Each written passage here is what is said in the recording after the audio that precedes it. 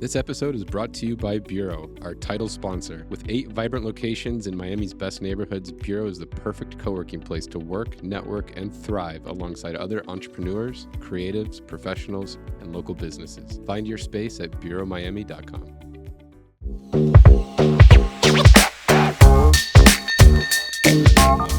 We're sitting down with Gary Ressler, principal of TILIA Companies. What's going on, Gary? That's me. Welcome, Gary. Thank you for having me. We're super stoked to have you today. Seriously, talking about downtown. We've known each other for, I don't know, almost close to 10 years. Probably at least, right? I think we our mutual connection was Phil Gross. Is that possible? Totally possible. I think that's who it was. Great guy. Yeah, really great guy. And I think when he found out that we were moving into the DuPont Building with Griddix, he's like, well, you need to connect with Gary. Gary's family owns a DuPont Building. And I was in the DuPont Building for, I don't know, 5 or almost 7 years, I think. And now we're back. And now we're back. Full circle. Yeah. It's where you and I good to met. have you. Yeah. It's awesome to be there. It really is, I think, the coolest fucking building in Miami. I appreciate that. We try to build a community. So. Hands down, like... Well, even just the physical aspects Yeah, of it. I We talk mean- about it every day on the way in, just how cool the elevators are, like even just the elevator tracking thing. Yeah. Like just the old school components that are still in like pristine condition. It's so cool to see. Yeah, They and don't build them like that anymore. and No. it's just to give some of our listeners an idea here. That building was built in 1939, right? That's when Yep. it was completed. Yep. It's an office building with almost 350,000 square feet. So I take that's office, common areas, retail. Is that about right? Yeah, probably. I mean, I think that probably includes the parking garage. Oh, okay. But yeah. All right. And it is just this Gem of a building. gem of a building. I mean, you can eat off the floors, just like I would. it's like I have. like floor to ceiling, like in areas of marble, and you'll tell us. I think it comes from Tennessee or something like that. The So marble. yeah, the Hold on, marble- before we get into Yeah, this, yeah. I need a drink. We need a cheers. Oh, that's right. Sorry about that. We're drinking tequila, and we got to thank Lisette Calderon for bringing the Casa Dragones. Cheers. Thank you, Lisette. Yeah, seriously. Thank you. Cheers. Oh, that hits right. Yeah, that's really good. Yeah, that's fire. That's really good. Smooth. Yeah. The building's absolutely killer. And where's the marble from? It's from the U.S., right? Yeah, everything's from the U.S. So the marble on the floor and the walls are from Tennessee. The granite on the exterior is from Wisconsin. Oh, that's cool. And yeah, it's they just don't build it like that anymore. And to think that they built it that way in 1 year, In 1 year. One year. about 1 year it took Wow. to build Holy that building. shit. And it's 17 stories? 17 stories of office space, and Yeah. then it's got another 3 stories of tower space above it with equipment and machinery. I want to check that out. That sounds cool. Yeah, it's absolutely. And then the killer. event space, right? The event space used to be a bank. So the second floor of the building was originally built as a prototype bank space. When a lot of teller space was required, there used to be over 80 teller windows on that 80. floor. Wow. 80 teller windows. The first 5 can be found at the Wilsonian Museum in South Beach, Oh, where cool. they demarcates the floors Oh, of really? their building on their stairwell. Oh, wow. It's kind of cool. But we still have 5 that remain. They're usually used as a bar. I converted that space into an event venue back in 2002, and it was tough to recruit people to throw events in downtown in 2002. I bet. I think we had 2 events the entire year. Wow. It was just a different time. They used to shut down everything at 5 o'clock and roll up the sidewalks, and everyone would disappear. For sure. And then and now we've had an explosion of residences, and it's a different world. So your family's owned the building since when? Since 1991, my grandfather purchased the building. Okay, it looks like he paid $8.5 million for it. Probably. Yeah. That sounds right. Maybe a little bit more. Was there, and previous to that, there hadn't been very many owners before that, right? The Silversteins, or who we purchased it from, they owned Ground Zero the Twin Towers. Oh wow. Oh wow. I know they owned it before us, I don't know how many owners there were, but I don't believe there were many. Yeah. Tax record only shows like 2 sales. Just the one with you guys and the one before, but it's kind of wonky. But yeah, it doesn't go. I don't think it goes that far back on the electric. That building really feels like New York. Every time I walk in, I feel like I'm in New York. It is definitely a slice of New York in Miami. It's crazy. It's very unique, you know. It's the only Art Deco skyscraper southeast of Atlanta. It really signified the end of the Depression when it was built. Yeah. It was a real beacon for the future. Alfred A. DuPont never saw it completed. He passed away before the building finished. Oh, wow. And it was completed by his business partner, who's also his brother-in-law. And can you give us a little bit of history on Alfred DuPont and who he was? You know, I don't know much about him. Uh-huh. I know that he was apparently the black sheep of his family, expanded into real estate and owned much of Florida, and at one point was said to have handpicked the governors. Oh, wow. He was so influential, and really made his fortunes on real estate, and in downtown he built the DuPont Building as his sort of spear in the ground. He really wanted to make an impression, and it was the most capitalized bank. When he built it, it was the most capitalized bank in the history of the state. Wow. And so he built this real, glorious edifice to himself. It's, just beautiful marble, and the second floor of the venue is hand-painted Heart of Cypress ceilings that depict the history of South Florida, local flora and fauna. And it's just really a spectacular space. And it is very New York. Yeah. But I mean, you walk in that building like every day, like there's just this feeling about it, right? Totally. Like you're just like, you're stepping back in time. It has presence. Yeah, it does have presence. For sure. And very cool. I mean, I was so excited to go back there. There was just this feeling like, you're like, wow, like this is like how buildings were meant to be designed. And it's just maintained impeccably. Yeah, it's incredible. Like Thank you. the restoration of it. I mean, It's a process. It's a process, right? I mean, like it. I mean, we've updated every system in that building. Yeah. We've done exterior restorations. We're about to do another exterior analysis now. So it's a process. Whether it's modernizing the elevators, which you mentioned, those look old, but they're relatively new. But you kept the important part, like what are those doors that have all the engraving on them? Yeah, it's incredible. Those bas relief doors are original to the building. We didn't touch those. You can't. No, It's too good. It's like almost like a piece of jewelry. It's like a cruise ship, like a yacht. And they're custom to the building. I mean, they're themed to South Florida. They have beautiful, the flamingos and egrets on them, and It's on the National Registry of Historic Places, right? Is that what it is? Yeah, the second floor is as well part of the registry. Yeah. I was telling Felipe we should have done this podcast there on the second floor. Yeah. It would have been echoey, but It would have been really echoey. Well, maybe we'll do a follow-up up there. Yeah. Let's go to the beginning, Gary. Where were you born? Were you born here in Florida, in Miami? I was born in Caracas, in Venezuela. Oh, really? But we got to bring this a little further back, I think. Back too. to because your grandfather was buying real estate in Miami early on. Is that correct? Yeah, he started buying real estate in Miami in 1979. And he was from Cuba. Is that what it was? He was originally from Romania. Okay. From Transylvania. the Empire country. And he escaped the war to Cuba, where there was already a Jewish Hungarian Romanian community. Let me ask you a question about that. Why was there such a large Jewish community in Cuba? I have no idea. I can only, I just know my grandfather already had a brother there who had left earlier. And I don't know why they were attracted to Cuba. Yeah. Because there was a large Jewish community in Cuba before the revolution. There was a very large Jewish community in Cuba. Yeah. And a lot of them came to downtown Miami. So your dad then your granddad went to Cuba, lived there for He how went long? to Cuba. He was there till 1961. Okay. He was a tailor, and he built himself a factory. And then right after he built it, Castro came into power and took it. And As one does. And asked my grandfather to continue making military uniforms, which was one of his assignments prior to the revolution. My grandfather said, "Of course." I'm just going to take a quick vacation with my family. I'll be right back. I'm just going to check out Miami.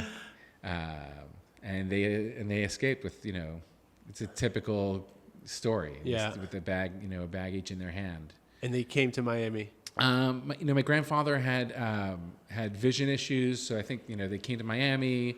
They went to Boston where he had some surgeries. They came back to Miami, but ultimately ended up settling in Venezuela. Had a business partner in New York that said, "Hey, we have another business partner in Venezuela. He isn't doing so great. Maybe you can put in some sweat equity and figure that business out." It was a men's clothing manufacturing business, which was his business. And he turned the business around, ended up buying out his partners, and became the largest manufacturer of men's clothing in Venezuela. Oh, wow. And that's where he cut his teeth in business. And your parents were born in Venezuela? My mother was born in Cuba. Okay. And then in '61 they moved to Venezuela. What was I going to say? He figured, he saw what happened in Eastern Europe. He saw what was going on in Cuba. 1979 rolls around, and he decides that if he's going to keep any of his money, he better start investing in the United States. And that's when he came to Miami, and he started. So he left Venezuela, came to Miami. Still stayed in Venezuela, but started investing here in Miami. Okay. And what was he buying?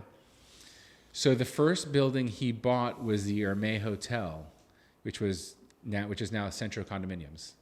Okay. And it was an 8-story historic hotel that had been converted into office. Just next door to... like a block down. Yeah, block from the DuPont Building. Yeah, just a block from the DuPont Building.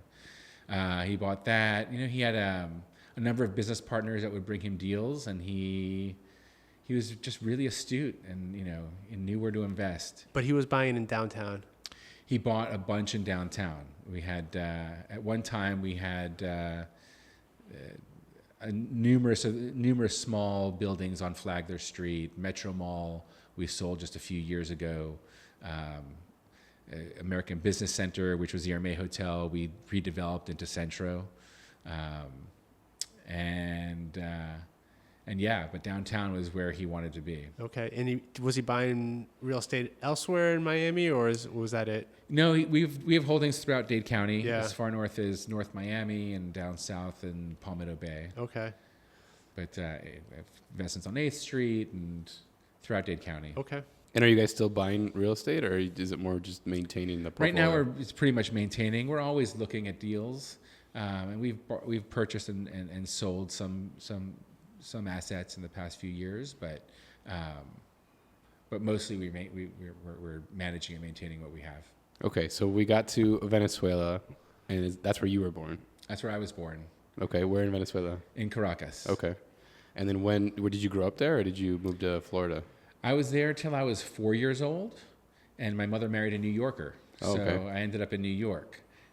So I was in New York till I was 15 years old. Grew up in the city. So from 3 to 15, New York.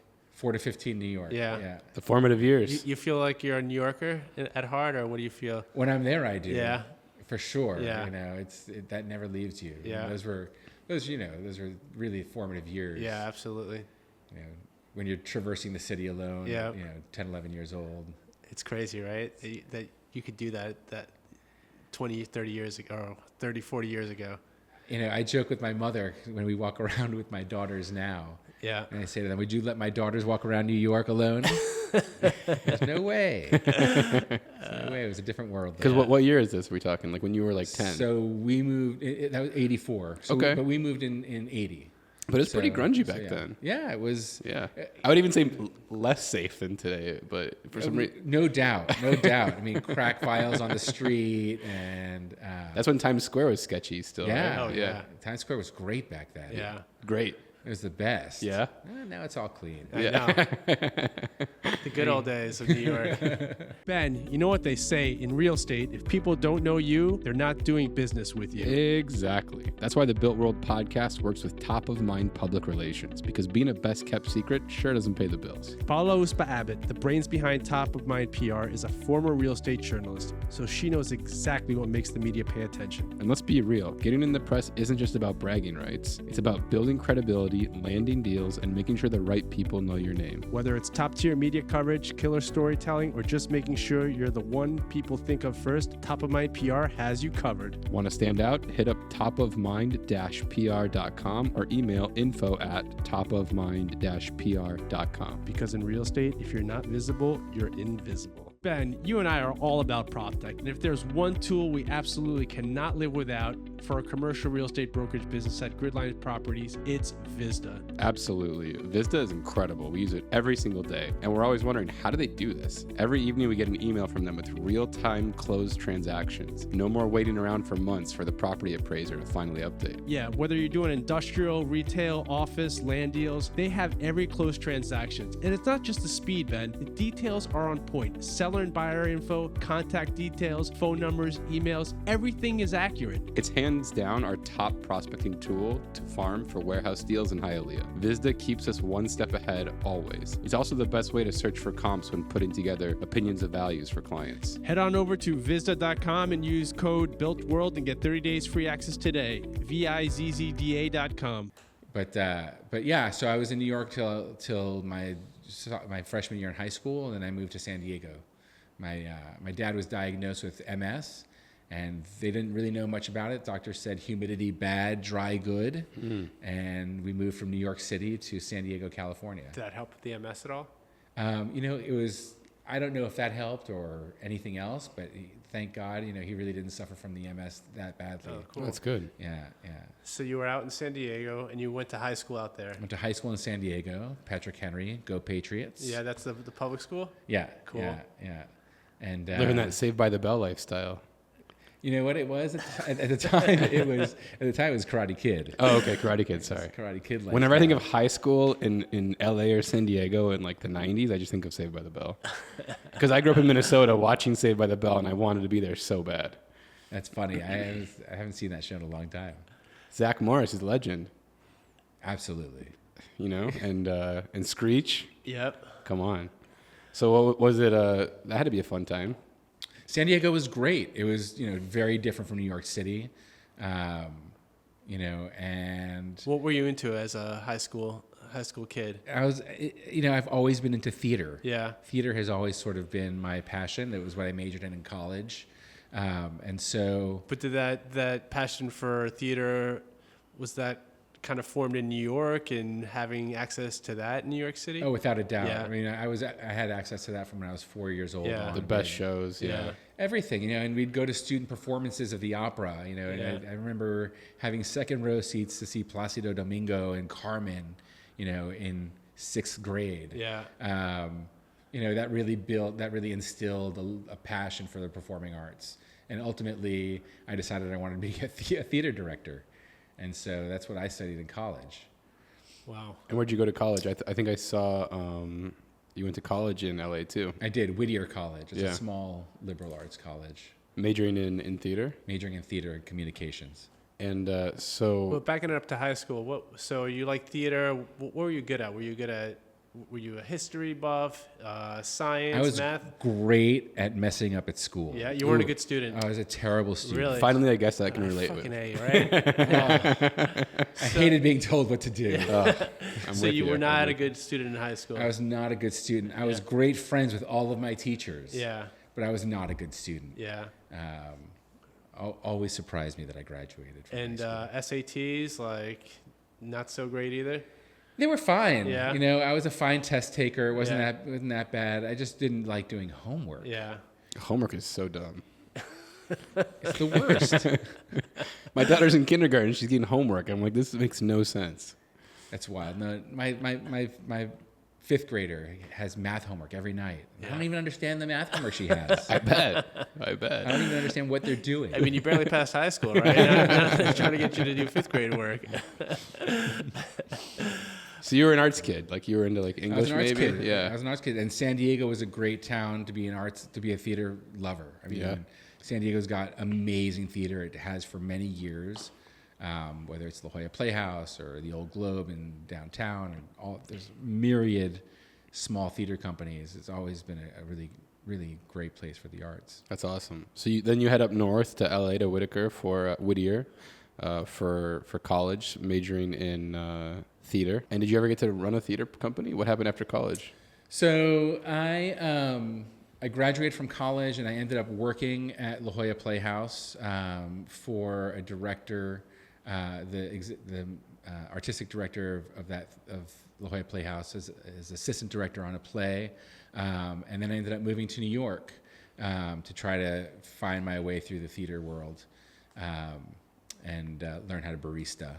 Nice. It was elemental. Yeah. Those things go hand in hand. But I worked in New York. I worked with some great theater makers and started working on developing new plays with writers, and was actually recruited then by Walt Disney Feature Animation to move back out to LA and work in story development. That sounds cool. fun. It was awesome. And I mean, trying to work your way through the theater world, is that kind of like trying to make it in movies in LA? It sounds like a beast of an industry to navigate. It's tough to break into it, Right? And especially as my passion was directing, and it's tough as an actor to make it in New York theater, but you only need one director per play, so it's even tougher to make it as a director. And I found that what I really loved was working on new pieces and crafting story. And a dramaturg that I had worked with at La Jolla Playhouse was at Walt Disney Feature Animation as a story executive, and recruited me to come join him and work there. That sounds so fun. So what was that like? It was great. I worked for the creative affairs department at the time, which ran both the artistic side and the business side. So I was exposed to both ends of it. We were responsible for conceiving and developing every idea that became a feature-length animated film. And then we were responsible for delivering it on budget and on time. Any notable films that you were part of? I mean, I worked on everything, working in the development department, you work on everything and in little bits and spurts and pieces. So I worked on pretty much everything between Tarzan and The Incredibles. That's awesome. So that's pretty cool. sort of worked on all of those films. You said Tarzan, I just immediately started hearing Phil Collins singing in my head. It was great, Oh, right? such a great soundtrack. So somebody in my department, a director at the time, said, "Let's make Tarzan. We'll make it like he's a skateboarder," and came up with the story. And it was a lot of fun. Working at Disney was a How great long did you work at experience. Disney for? I was there for 3.5 years, 4 years. Wow, what an incredible experience. It was a lot of fun. Yeah. I can speak for myself because I've heard a lot of horror stories, but I had an amazing time working there. I thought they really treated us well. And was the campus cool, like the office space? What was that like? Yeah, so the building itself was designed by Robert A.M. Stern. I don't know if you've seen it, but it looks like a film reel. Yeah.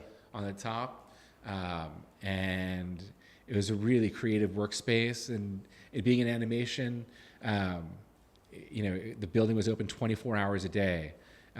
Artists didn't have timelines; they had deadlines. So, it was really wild. It was a really incredible space to work in. And where were you living when you were working there? In LA? In LA, yeah, I lived all over the place, different neighborhoods. Did you like living in LA? Wasn't bad. I had a great time. That's a nice way to put it. Great vote of confidence. Moving there next week. No, I had a great time there. We were working a lot. We were working a lot. So working a lot and then listening to electronic music on the weekends. Nice. In what years? What years? In Koreatown. What years was this? This would have been the 2000s, early 2000s. Okay. Or late 90s, early 2000s. All right. Koreatown then was rough. I mean, still rough, but It was a great clubbing neighborhood. Koreatown's just west of downtown, right? Yeah. Yeah. I used to live in Glendale for a stint. I lived in Glendale for a bit. Nice. I went to Art Center. You ever know that college? Mm-mm. Art Center College of Design. It's like perched up on a hill above the Orange Bowl there. Oh, beautiful. Yeah, for photography. But I love living there. There's just too many damn people. And everybody's in the film business. Yeah. Everybody's in the business, and so every conversation revolves around the business. Mm-hmm.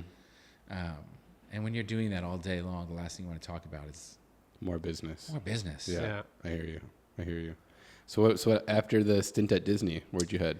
So Disney, I was there until 2001. My grandfather, who was running his real estate business with my aunt, passed away on January 1st of 2000. And he was living in Miami. Nope, he was still in. Well, he passed away in Miami at Mount Sinai Hospital, but they were living in Venezuela the whole time. Oh wow! They kept the place here, but they lived full time in Venezuela. I like how you still have the accent for Venezuela. Sorry, I love it. Yeah. It's hard for me to go to Venezuela because then somebody points it out. Like, what the hell is that? But you speak Spanish fluently still? I do. Yeah. I'd say I don't. Not still, but again, I lost it for a long time. For many years, I refused to speak Spanish. Yeah. And then I relearned it again when I was probably 13, 14 years old. So I speak it. I'm not 100% comfortable in it. You really just spoke it the first 4 years of your life, though, right? Is Yeah. that what it was? Yeah. Yeah. But those are really critical years, right? Like you get a year for It was my first language. Yeah. So I don't have the details of the grammar. Yeah. That's where I get lost. As long as you make yourself understood, grammar doesn't really matter. No. Especially in Miami. Yeah, exactly. It can be Spanglish here and nobody cares. But yeah, so my grandfather passed away. My family asked me to come out and take over the business. I grew up in New York City, coming to Miami every December, and coming to Miami in the summers, and knowing the one place I never wanted to live was Miami. For me as a kid, it was Too hot.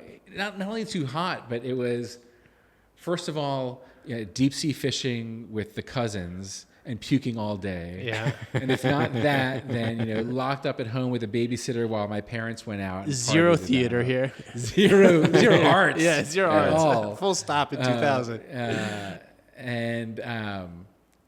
And so, funny enough, so I said no, and I said no until sort of that second round of holidays comes around, and you start. It sounds like the family didn't have any better options either. Which is sad. Which is sad to say. They did actually. They offered my cousin the job. My older cousin had just started a broker dealer at Brickell, so he was busy. He's now actually left that. He left that in 2008 or 2007, and joined on board with us. And he's my business partner now. That's Udi? Yeah. Oh, okay. Which is awesome. But yeah, so in 2001, I said, you know what? I was in LA. There wasn't much growth in my department. The vice presidents weren't going anywhere. The executives above me weren't going anywhere. And there was an impending writer strike, director strike, and actor strike all at the same time. Sounds familiar.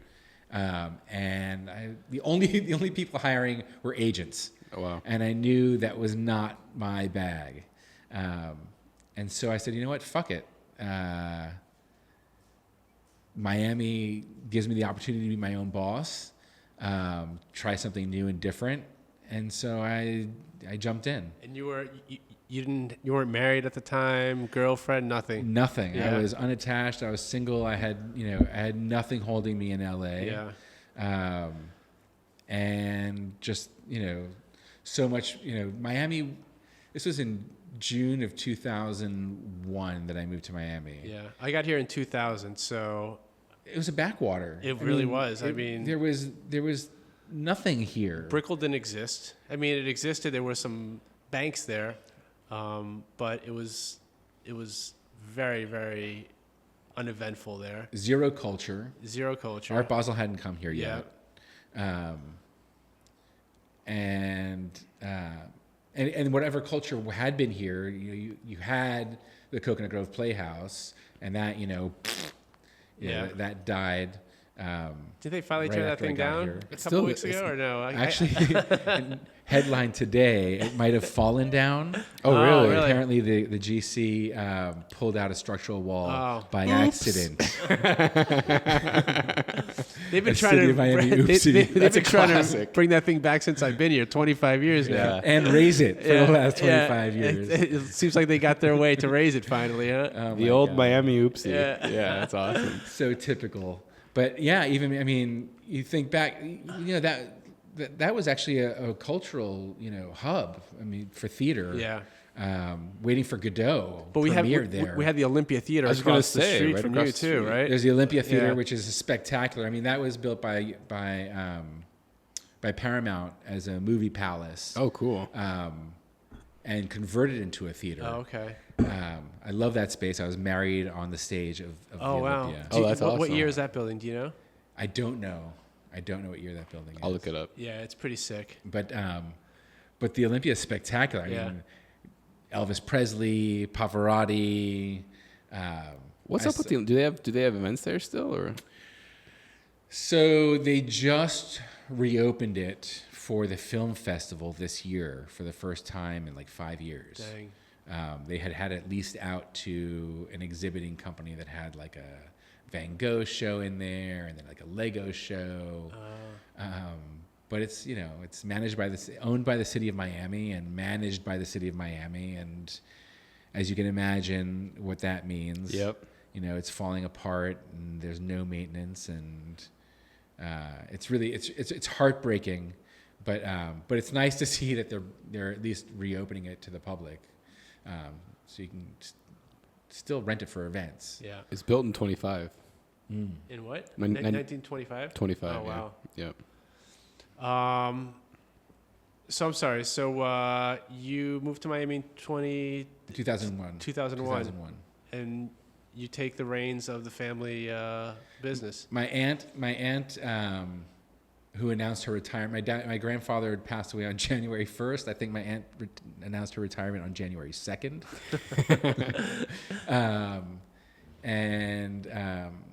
So she agreed to stay 364 days before I once I took over. So she stuck around for a year to sort of show me the ropes. Gotcha. And teach me whatever she knew. And so you moved into the DuPont Building. Moved into the DuPont Building. Was that's kind of a 180 from stories and creatives and working at Walt Disney to managing real estate portfolio? Yes and no. I mean, on the business side, you got to spend less than you bring in. I learned that at Disney, not always well.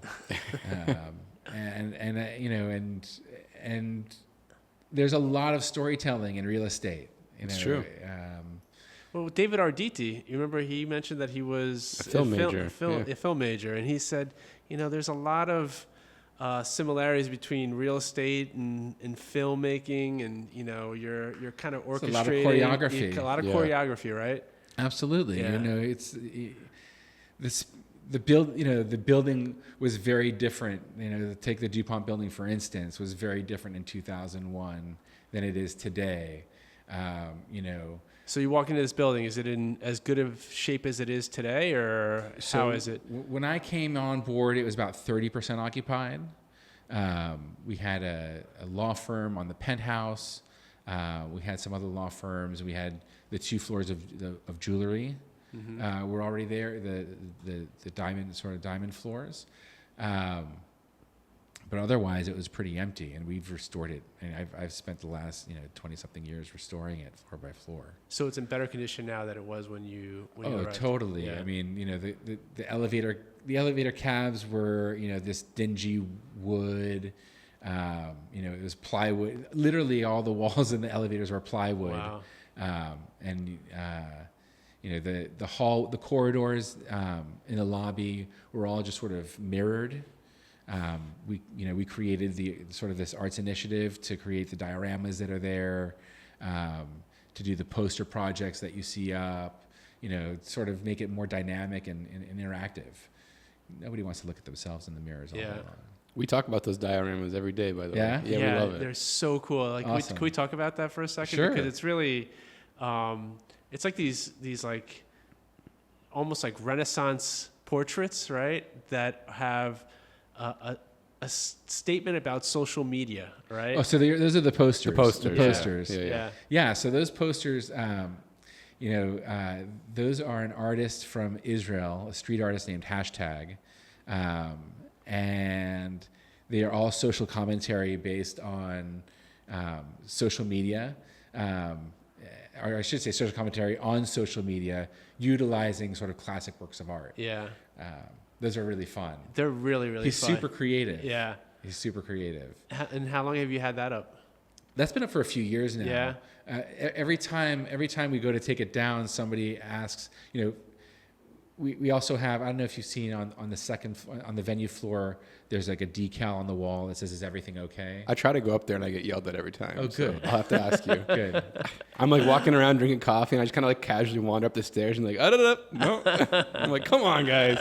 I'm just trying to check it out. Doing their jobs. Kudos. Keeping the riffraff out.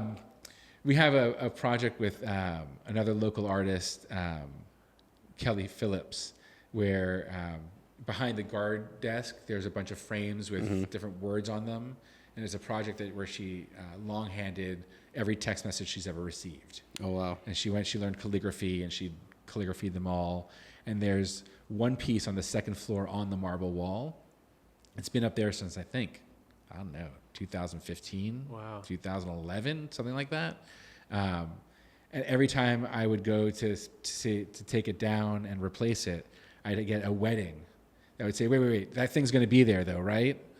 And so we've left it there. That's awesome. But yeah, and then we have the dioramas, which are the little sort of cubby holes in the hallway. Yeah, those are really cool too. And those are, historically, those were the back office space for all of the retail stores. And it created this separation between the retail and the building. And so one of the initiatives that I've spearheaded is requiring any retailer that's on that Second Avenue to open up into the corridor as well. Oh, cool. So you'll see that the new sushi place Love that, opens up into it. Yeah. Carrot Express. So as we repopulate these spaces and re-tenant them, that's a requirement that I'm instituting. So we're losing. So every time we do that, we lose a diorama. Yeah. But it really gains sort of a culture. Gives it a vibe for sure. Yeah. To be able to look in the sushi restaurant and look into I like that. That's awesome. So what else have you been working on with the family portfolio? Like maybe we pivot to downtown actually. Yeah, I mean, I could continue talking about the DuPont Building I know all we day. could all day. Talk about the event space. What kind of events are there? How often are you hosting events? So it depends on the season. Summers are slower and winters are more packed. But we'll do anywhere from 2 events a month to 5 events a month. And that's a lot for a space like ours. How big is the space? It's like 20,000 square feet wow, total between the 2 ballrooms. Yeah. It's big space. And there's a big, beautiful safe in there too, right? Yeah, that vault is huge. Yeah. And it's got marble floors also, which is kind of unreal when you consider that it used to be packed with safe deposit boxes. So you couldn't even see the floors. Wow. But they thought ahead for some reason. Yeah. We might have to do a Cafecito Club there one day. So yeah, we should, right? That'd be sick. Yeah. For sure. We're starting to organize these networking events. We call it the Cafecito Club. Sweet. And we just have people from the industry, listeners, past guests come together and just... We'd love to welcome you. Yeah. We could do it inside the vault. That would be super cool. Badass. I like that. I like that. So what are the typical events that are hosted there? We have all kinds of events, social, corporate, nonprofit. So, what's the quirkiest event you've had? The quirkiest event, Or like the most random, like that's interesting. We had an offbeat film festival party there, not Miami Film Festival. It was Borscht Film Festival that ended with bottles being broken over people's heads.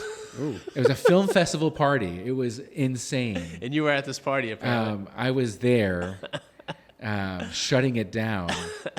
But we've had everything from, the McAllen has done several events there. Those are always the greatest because they've got to pour like 1,500 shots before they start, and the AC system in the building sucks up all those fumes. Oh, nice. And literally throughout the building, you can smell alcohol. The McAllen. Oh, That's wow. awesome. So those are always fun. But we do a lot of weddings, mitzvahs, quinces, nonprofits. The film festival, we always do an opening or closing night for the film festival. We've been partnering with them for many years. I'll tell you, if I had known about the DuPont building, I would have probably gotten married there. We ended up getting married at the Botanical Gardens on Miami Beach, but I didn't know about that space. But it's an incredible space. It's special. Yeah. It's really, I mean, it was, the amazing thing is that it spent so many years just, fallow and unused. And you have a lot of movie shoots there too. There's been a couple, right? Yeah, the film industry in Miami has slowed down significantly. But I mean, if you've seen Bad Boys and Bad Boys 2, that's the police station in both those movies. Oh, I didn't know that. That's awesome.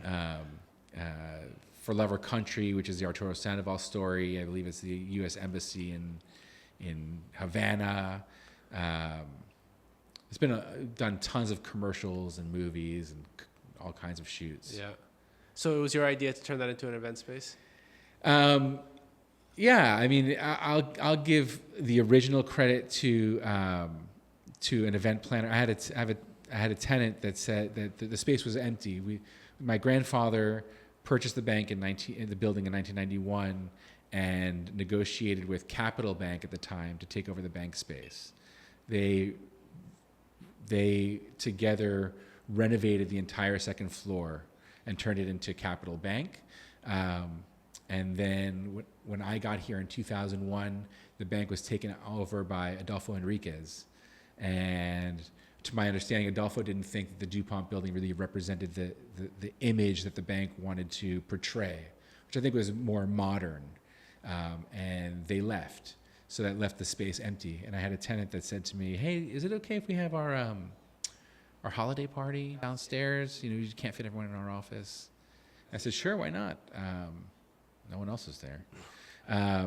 And they had an event planner, Janet McDonald, who came up to me that night and said, "Do you rent this out for events usually?" And I said, "Of course. I'll have an event package for you next week."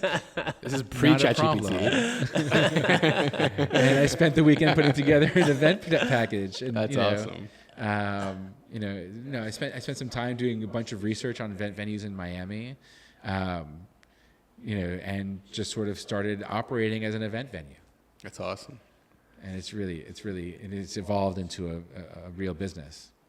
Felipe, ever since we moved into Büro, my productivity has been through the roof. I mean, I might actually be getting things done for once. The energy at Büro just makes work fun. Plus, with 8 locations across South Florida, from South Miami all the way to Hollywood, there's no excuse for not finding a spot to get your shit done, Ben. And we're not alone. Over 500 local companies call Büro home. Everything from creative agencies and real estate firms to tech startups, law firms, and media companies. It's a melting pot of brilliant people, and we don't include ourselves in that category. We definitely don't include ourselves in that category. Büro really has space for anyone, whether you're flying solo or have a team. There are suites starting at 100 square feet all the way up to 2,000 square feet. They also don't try to lock you into long-term agreements, and everything is month to month. Let's not forget the important stuff either. The coffee is top tier, staff is incredible, and has a very entrepreneurial vibe. It's not just a workspace, it's a place where work actually gets done. That's right, Ben. So if you want to level up your workday like we try to do every day, check out Büro. You might even catch us sipping some espressos between podcast sessions. Or tequila. Definitely tequila. Tell Büro the Built World sent you, and you'll get 50%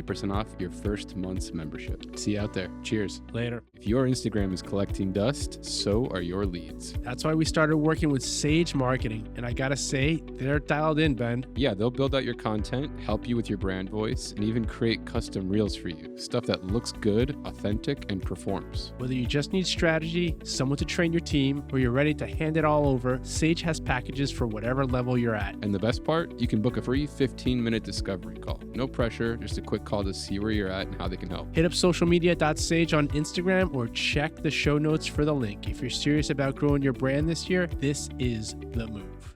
And TILIA companies, is that you or is that your family? When did that come about? Was that 2001 when you took over? So TILIA, the genesis of TILIA is originally when I took over, the company was very, very creatively named ABC Management. Nice. Top of the phone book. Actually, my first building my grandfather bought was American Business Center. Oh, okay. And so he was like, okay, ABC Management, Boom. it shall be. Boom. And so I came out here and took over ABC Management. And when my cousin came on board and we expanded our businesses into other arenas, we decided to rebrand. And TILIA comes from the Latin for linden, the linden plant. And my grandfather's name was Lindenfeld. So that's the genesis of TILIA. That's awesome. That's awesome. And today you're on the DDA. You're the board of. You're in a special committee on the DDA, aren't you? I chair the Quality of Life Committee. That's what it was. But you've been on the board for, I feel like, over a decade. I've been on the board for a while. Yeah. I mean, I say that with great pride. Yeah. I've been on the board for a while. You're like one of the OGs, right? So yeah, me and Alicia Cervera, who's still on the board with me.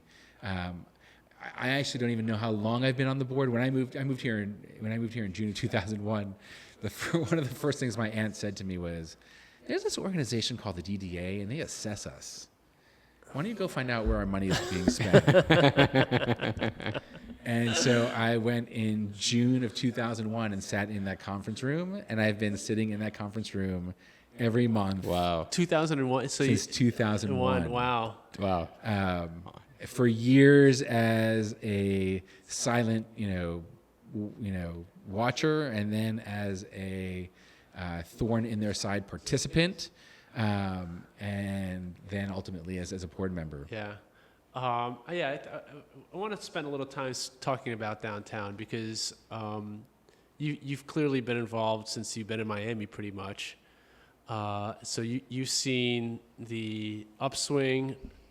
I think we're on another upswing. I hope. I think there was, some tough years there during COVID, and so they recently. It was a DDA initiative. Literally had to dig up all of Flagler, and they are redoing the streetscape. I think this is the second time in 20 years that they've done it. The first time was kind of really half-assed. It feels like the second time because it's taken almost 20 years, I think.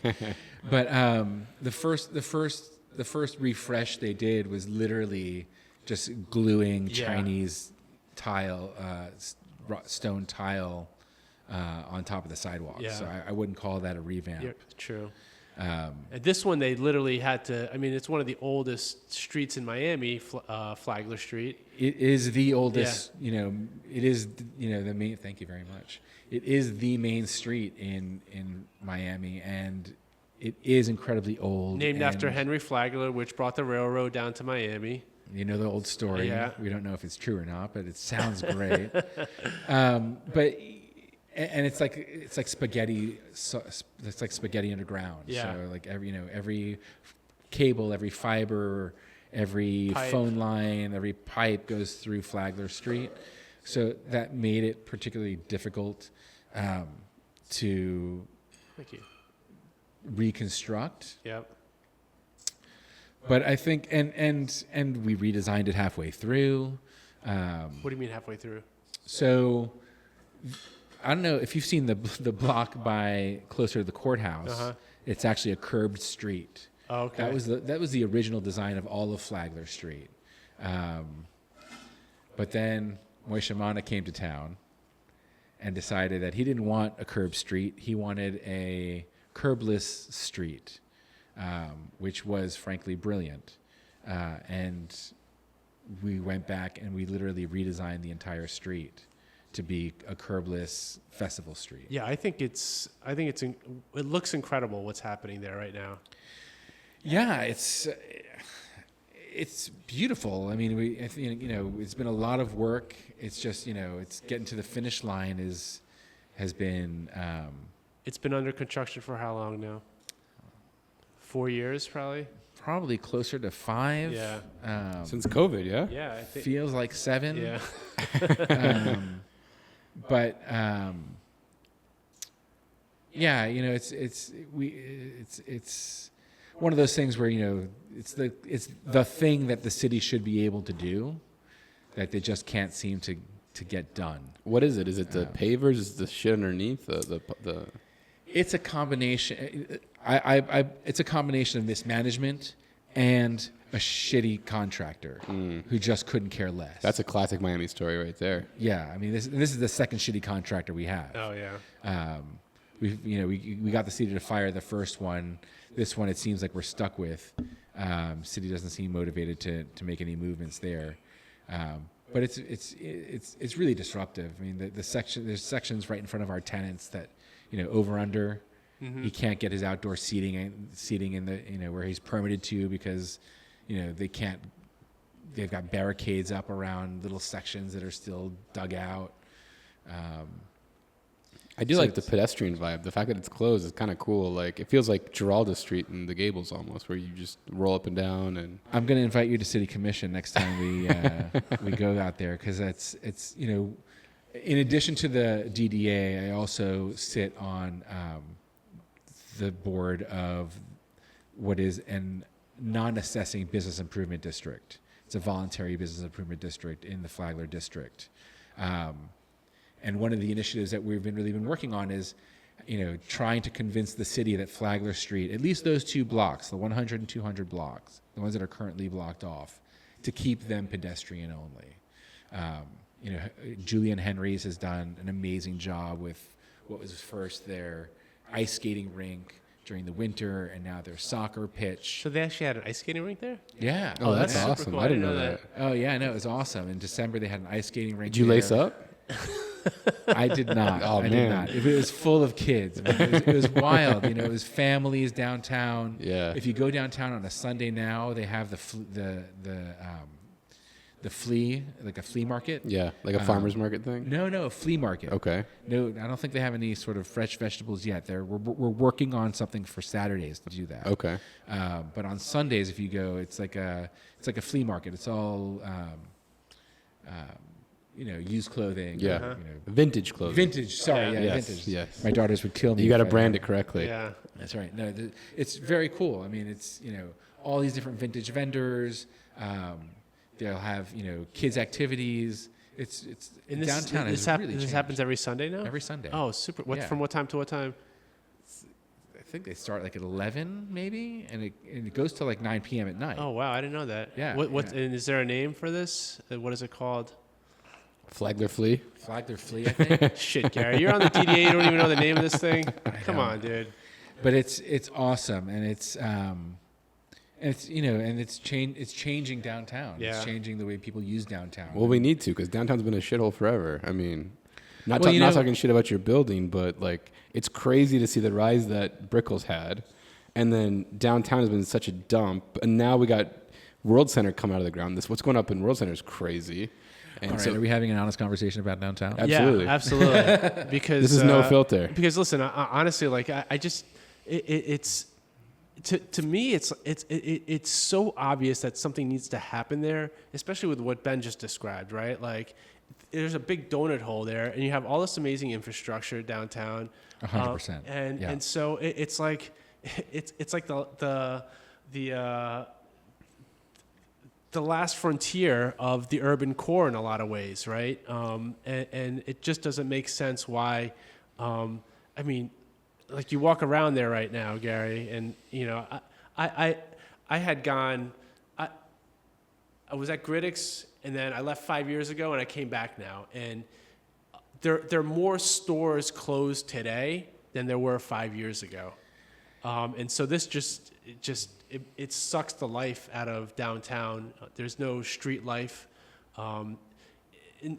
Basically, if you go any further, I guess west of the DuPont Building, like things just start to decline very quickly over there. So downtown Miami has always had an ownership problem. Historically, that problem was fragmented ownership. Miami World Center can do what Miami World Center can do because they own everything. Craig Robbins can do the design center because he owned all the real estate. Brickell City Center can, create a vision and execute it because they owned all the real estate. And also great developers behind all of those projects. 100%. Right. 100%. But downtown Miami, because of the nature of the architecture, a lot of small buildings, tons of small parcels. Flagler Street has no alley. It fragmented, and ownership was all over the place. And it was very difficult for many years to create a cohesive vision for the street. And that is something that I've been working on with the bid. Now, which is the business improvement district. It's a business improvement district. We are pre-assessment, so it's voluntary, and it's really just 5 of us, 4 property owners and a business owner, that are trying to come up with a feasible vision for the street, and try to pitch the rest of the property owners on our concept. Now, the ownership issue has changed. It went from the problem of fragmented ownership to the problem of monopolized ownership. So the pendulum has swung. So someone decided to come to town and take advantage of the fragmented ownership and go door to door and buy up as much real estate as he could. And can we mention names here? Of course. Yeah. Mr. Moishmana. Yeah, he's a great guy. He's a super nice guy, very creative. Not a doer. Yeah. Not an executor. Not yet, anyway. Not an executor. He's got he's got vision. He has ideas. Well, I mean, he has tons of patience. You just said like the reason those other neighborhoods were able to pop off, like design districts, city center. The reason those were able to pop off, world centers, because they were able to assemble all the land. He's done that, but he just hasn't taken the next step. Right. Do you know? You need an executor. Does he have a greater vision? Like, what is it? What are we waiting for here? Do you have any idea? So I've sat with Moish a lot, and I've seen numerous visions. And I think part of the issue is I don't know that he's able to or been able to really hone in on one vision and buy into it and execute it. But I think even World Center, it opened last night. Congratulations. But you saw that shit? People like jumping off the buildings with Yeah. parachutes. Oh, I didn't see that. They were base jumping. They were base jumping. That's sick. I like that. Red Bull was there. Like it Oh, was. yeah. It was. I saw it on Only in Day this Yeah. morning. It was Send pretty it. sick shit. Very cool. But you needed an executor. Yeah. You needed Nitin Madhwani. Well, they also parceled off a lot of brilliant. those, right? They JV'd with some other developers. They sold land to other developers to build stuff. Like, But that's because you have a vision and you Yeah. execute it. yeah. I think, if you ask Moish, he's looking to do the same thing. He's looking to partner and build together, but he's just doesn't seem to have. He owns hundreds of thousands of square feet of real estate in downtown right now. Yeah. I don't know what the exact number is. You have any idea what it is? I don't. I don't know. But he's the single largest property Yeah. owner. He could flip that switch for downtown. It seems like. Listen, Miami doesn't make it easy. Let's be really clear. These other neighborhoods were built under a different construct that you can't execute in downtown. Why not? Don't you have like the highest density zoning Well, downtown? It's like T680, Yeah, right? but like the design district, I think that was a special area plan. Yeah, but you can't create a special area Yeah. plan in downtown. Oh, really? There's Well, just- you have to get nobody nine nobody acres has of that. land that you need to assemble contiguous. But why would you Exactly. need that if you have T680? You can do whatever you want Well, anyway. well, For a special area a plan. special area plan, that's what Yeah. you need is 9 acres. But what's the benefit of the SAP if you have T680? Well, the benefit of the SAP is that you control your own destiny. You're able to build and And you have to control 9 contiguous acres, I think, right? Like But what's, there but can't what's be the having benefit of the SAP versus what's You don't in-place go. zoning? You don't. If I'm not mistaken, and then you have to check me on this, so I don't know 100%, but you don't go through the city permitting process the same way. Okay, that makes sense. There's a benefit right there. I believe you process all the permits yourself. I believe you're right on this one. And Because I can permitting tell in you Miami's that fucked. I'm putting a sidewalk protection around the DuPont building right now. Beautiful protection, by the way. Thank you very much. It took 8 months to pull a permit to do that. I believe it. I mean, 8 months to pull a scaffolding permit in the city of Miami. What's New York take? Any idea? I think they're overnight.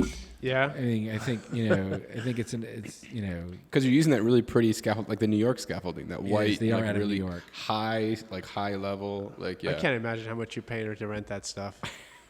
it's Ben and I were talking. We're like, we should go into that business right there. Oh yeah. it is a smart business, man.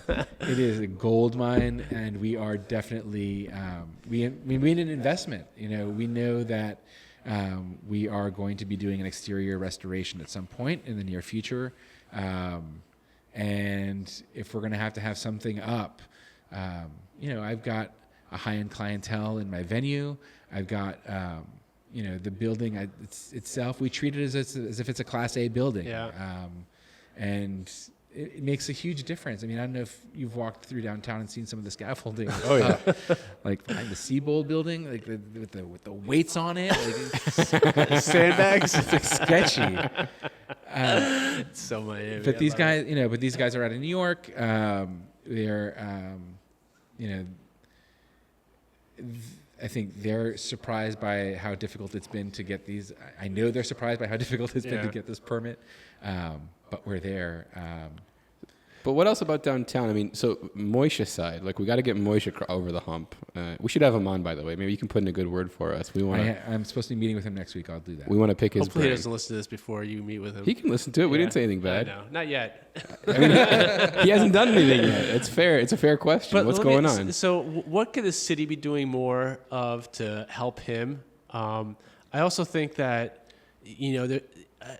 I don't know the details about this, but I know that in Viejo San Juan, this is kind of a case, like I remember reading about this, there was a lot of fragmented ownership in Viejo San Juan as well. And a lot of these historic buildings were very dilapidated. No one was putting What are you money talking into about? it. Are you talking about Puerto Rico? Yeah, Puerto Rico. Okay. And what the local government did there was they started fining property owners if their properties were neglected. Is that? Could you believe that that the state preempts that? Oh shit! Really? Yeah, I think it's preempted by the state. You cannot. I mean, I think what Commissioner Reyes was trying to do, and I don't believe he ever accomplished it before he passed away, was to create a vacancy fee for the cost of monitoring, the police monitoring of vacant. That's kind of properties. tough too, though. Now we're sliding into socialism. It's like I own a property, like I'm trying to find a tenant. Now you want to charge me? I haven't been able to lease it up. Like, come on, get off my back. But I understand that to a point. But like, also. Maybe there's a time limit. It's been like 3 years, dude. Like, yeah, there's got to be something because the downtown is suffering because these buildings, there's no one living there. Like these are just black holes. Yeah. And that brings crime. That brings drugs. Like there's all these. well, it's mainly retail. It's closed though, right? that? Like it's mainly retail. It's closed. Yeah, like all but- those weird little luggage stores that are like money laundering fronts. But even like that impacts office, right? Like because now there's no street life there. There's no amenities. It's unsafe for people to walk around, especially like our tolerance for safety as men is much higher than women, right? Like, and so you don't want to have office buildings in that area. Women are just not going to want to go there. So when you're it's- 100% right, which gives me, first of all, a shout out to the downtown ambassadors.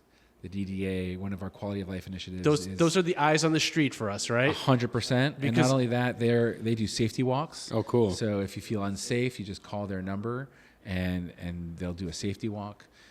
Is that kind of like the people in the design industry, like the security guys that roam around? You have Sort of. Yeah. I mean, but we have ambassadors who wear orange jackets. Okay, cool. But we shouldn't have to see do them all that over shit, the right? Like it's like if we have retail, we have eyes on the street, like they self-monitor. Well, that's right? the Jane Jacobs theory That's the Jane of Jacobs mixed theory, use, right? Exactly. Yeah. Yeah, I mean, you're right. I mean, listen, if I could wave a magic wand, I would have Moish doing something.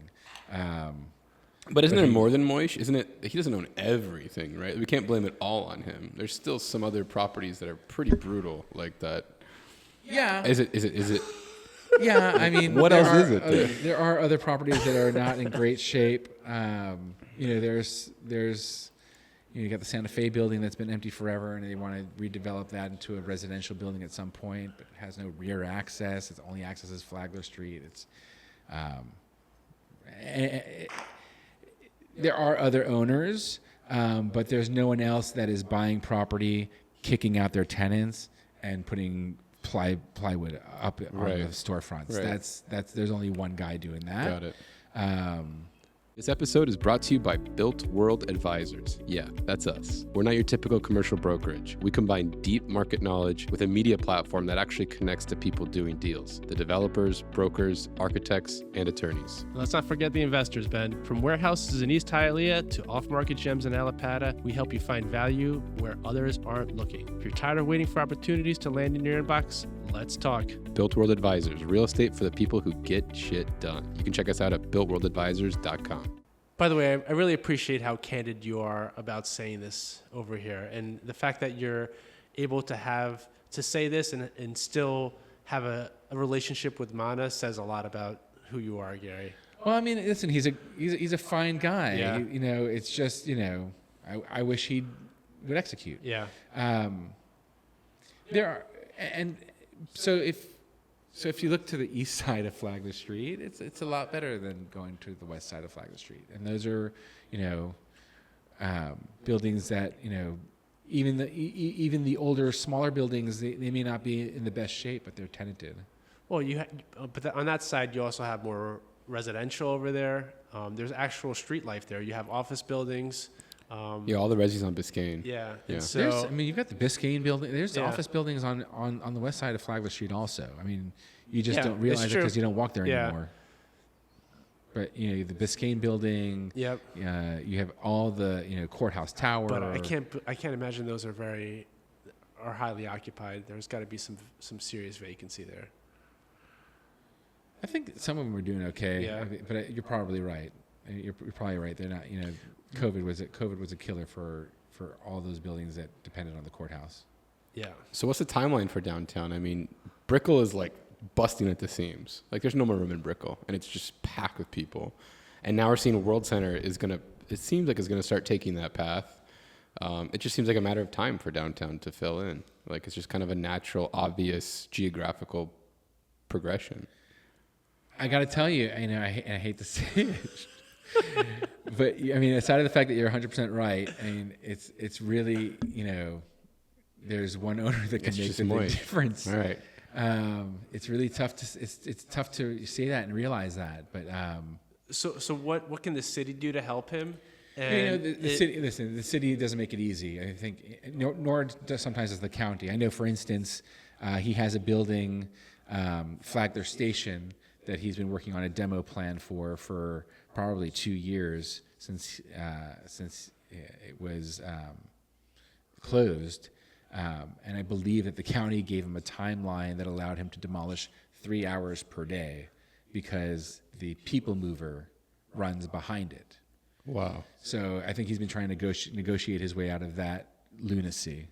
And also, he bought buildings that are 80, 90 years old and have issues with access and easements that are difficult to handle. Yeah. And to his credit, he wants very much, from what I understand, to keep the historic feel of the neighborhood and keep that scale, which is most important. The worst thing he could do is redevelop every lot, and all of a sudden we're Brickell. In terms of scale, Yep. it's just not the right scale for Flagler Street. So he's got, so the vision I've seen has him redeveloping a number of lots to their highest and best use, and then maintaining the scale of a lot of the properties that he's purchased. And the plans he has are beautiful. I just wish they can go beyond plans. Yeah. What's up with the? Doesn't the city own that? Is it the James L. Knight Center or on the river there?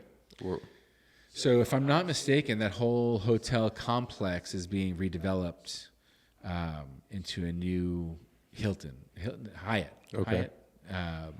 And I believe the redevelopment encompasses that as well. I think it's gonna have to kind of come from that end of the. We have to close in from both sides here, from World Center to there. But to your point, it's moist. And then we got Faena going up on the river there now. We'll see if it goes up, but. Yeah, listen. I think I'm bullish on downtown. I think the time is ripe and the opportunities are splendid. It's just about taking advantage of those. Are you guys looking to buy anything else downtown? The buying market has gone insane. I don't know that we'd find anything that would pencil out for us. Even now, with downtown being the way it is, I guess it's Miami. Everyone wants $30 million. Exactly. For everything. Everybody's got the most valuable piece of property. Yeah. I know that game. Quick question on going back to the DuPont Building. You guys have how many thousand square feet of retail on the ground floor, approximately?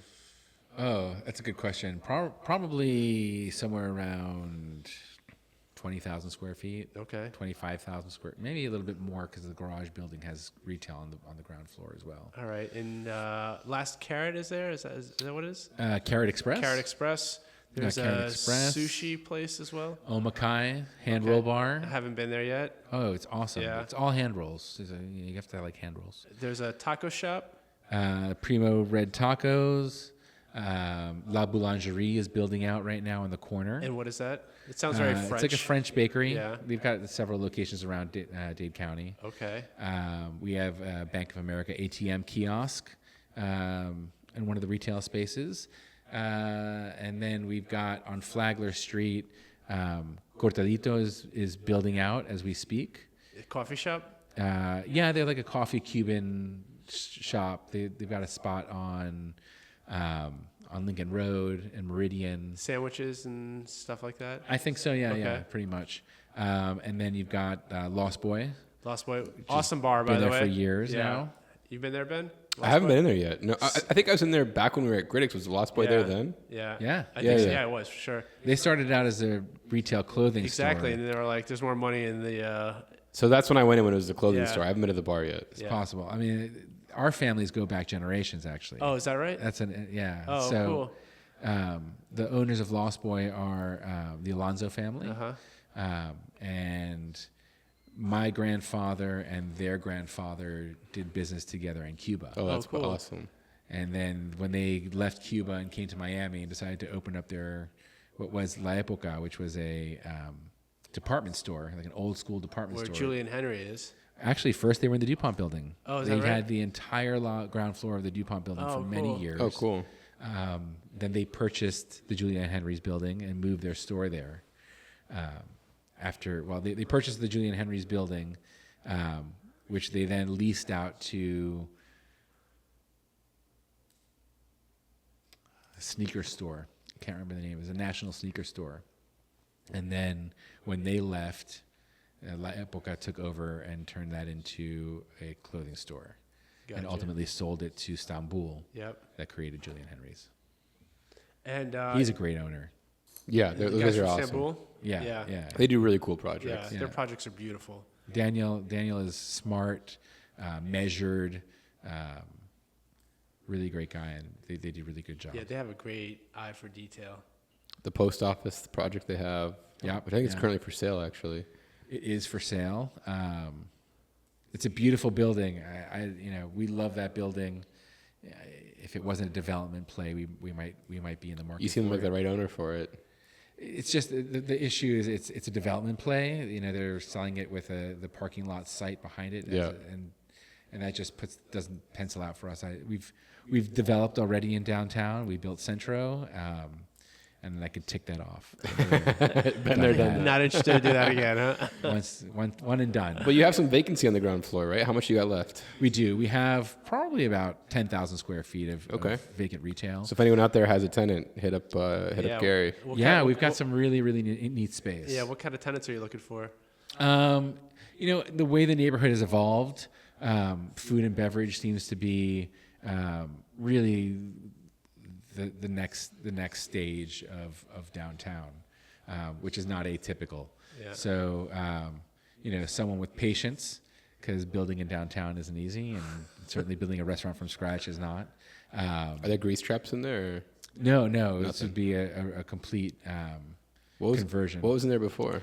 A jewelry store. Okay. We had a high-end jewelry store down there for many years. Our business partner, when my grandfather purchased the building in 1991, he did so with two primary business partners, and one of them owned a jewelry store, and so he moved his jewelry store into the ground floor, and then went to the Seabold and helped us poach all of the jewelry tenants we could fit in the DuPont Building. Nice. And that's how we started the re-tenanting that building. Because you have some serious security on those floors too, where the jewelry guys are. Yeah, it's. I see when the elevator doors open sometimes. I'm like, don't go in there. You are not welcome. No. Unless invited. No. Yeah. But I wish we had more of those. It's been a very successful business line. I bet. That makes sense. Yeah. And then let's talk a little bit about office. The Miami Foundation just leased some space in the building. Is that right? They did. Yeah. They did. Super excited. They leased the entire fourth floor. So how many square feet is that?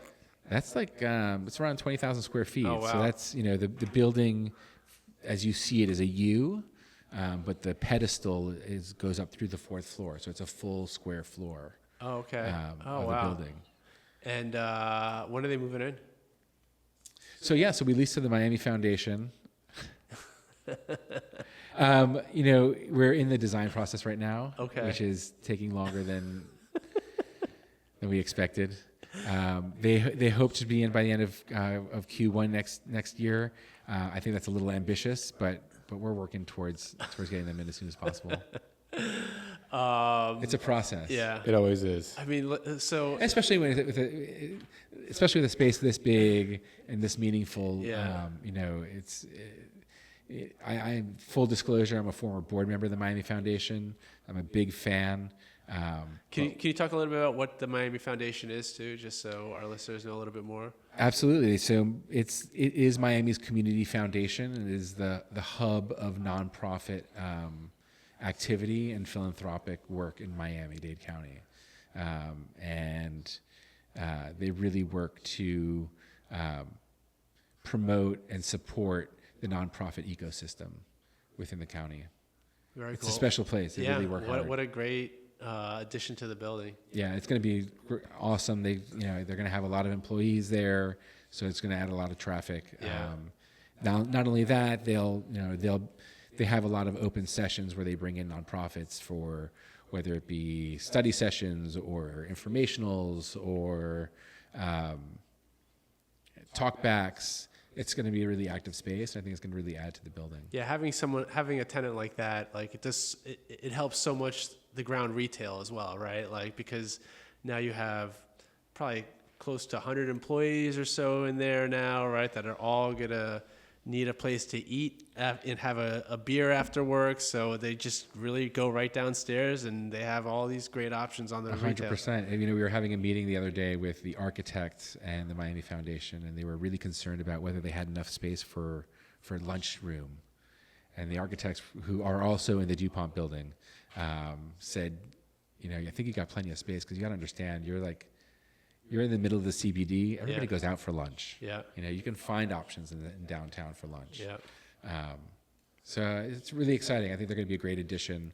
They're a special organization, and we're psyched to have them. Yeah. And how's it been owning an office building in such a it almost seemed like a tumultuous time for office, but now we're back to normal. It was like office is over in 2020, and now everyone's get your ass back to the office. Like, have you felt any difference, or has it been kind of what's that been like? I've experienced it through other people's eyes. We've had, we were really lucky. We have, we're incredibly well diversified when it comes to tenants. There's over 100 tenants in the building. Wow. And the great majority of them are, sole practitioners or tiny businesses. So even during COVID, everybody was essential. And the building was packed. And luckily, I think we lost 2 tenants during COVID. Oh, wow. But everybody else was in there working, with their masks on. Only 3 people allowed in the elevator at the time, and Hilarious. it's pretty active. Such funny rules. Yeah, and listen, the building is it's like it's so even the office spaces, the bathrooms are incredible in there. Like it's got. I'm going to talk about the urinals here for a Go second. for it. Excuse Go me. for it. I The love old- those pedals. Yeah, foot exactly. flush? Yeah, it's got like the old school foot flush, which I don't know why they ever did away with those things. Those are great. And it's just like it's. They're a bitch to maintain. That's why they do Oh, it. is that what it is? But you guys do a great job maintaining the building. I mean, like, even when I park my bike there as well, like, your bike racks are well thought out of. We just added that bike room a couple years ago. Yeah, but you also have like the little mechanic stand over there too. It's like the little details really matter, Totally. and like the details from 1939 really matter, and you're modernizing those and thinking about the little details today and how the users of that building would actually utilize that building and what they need from the owner, right? Yeah, I mean, at the end of the day, it's all about the user experience. Yeah. So And then just, the high ceilings in those offices too. Like, what are they, like 15-foot ceilings in there or something? it like depends on which floor you're Yeah. on. I mean, if in the penthouse, I think they're almost 20 feet tall. Yeah. What we're doing a lot of now are really modern offices and actually tearing out all of that plaster ceiling. So all you see is the formed concrete. Oh, that's cool. Which in 1939 was done by hand. So you see every knot of wood that was in the form. One day I'll take you guys to see some love of to those. see We're on the that. 16th floor, but those ceilings are really high on the 16th Yeah, floor. 16th floor but also really high. But is it like that? Are the ceiling heights the same throughout the building or no? No, 16's higher, and then this penthouse is highest. Yeah. But then I think they're 12 feet on regular floors. All right. Yeah. Awesome. Well, Gary, thanks for coming to hang out with us. Yeah, man. this was super cool, man. We're excited for the future of downtown. Yeah. Thanks for having me. It was a Yeah, blast. It was really great reconnecting with you, Gary. We're big believers in downtown, so we'd love to help out however we can get involved now that we're back and being residents there. Well, listen, we have plenty of problems that need resolution. We're problem solvers. Yeah. And, we're out there trying to fix them. So whenever you see anything, let me know. Well, thank you for doing everything you do for downtown. Like you're like one of the few property owners that's like involved and trying to make a difference. So we need more people like you, Gary. Thank you very much. It's very kind. Awesome, Gary. Thank you, man. All right, take it easy. Have a great afternoon. Cheers. You too. Cheers.